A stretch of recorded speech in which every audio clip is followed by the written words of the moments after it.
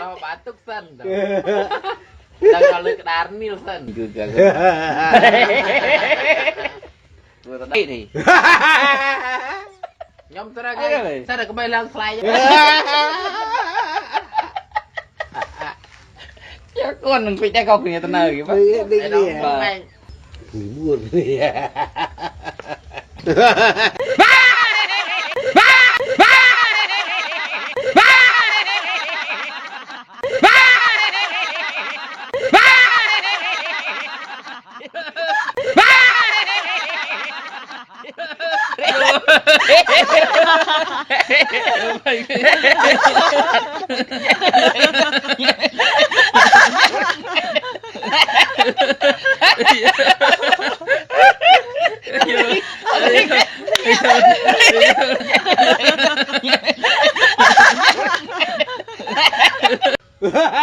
Đâu batuk sen. Đang kalau kedar Nielsen juga. Vừa đây thì. Nhóm tôi ra cái sao được bay lên slide. Chắc con đừng bị tay cọc người ta nơi vậy. Đi.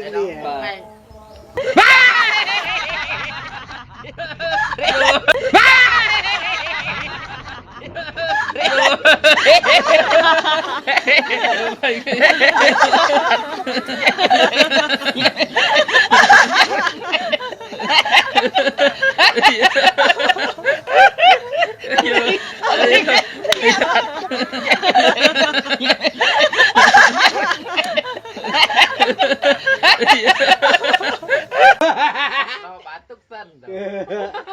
Đang kalau kedar Nielsen juga.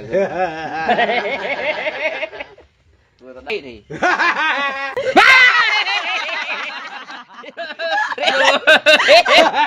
Đâu batuk sen. Đang kalau kedar Nielsen juga. Vừa đây thì. Nhóm tôi ra cái sao được bay lên slide. Chắc con đừng bị tay cọc người ta nơi vậy. Đi. Buồn đi. Chập nào từ mình.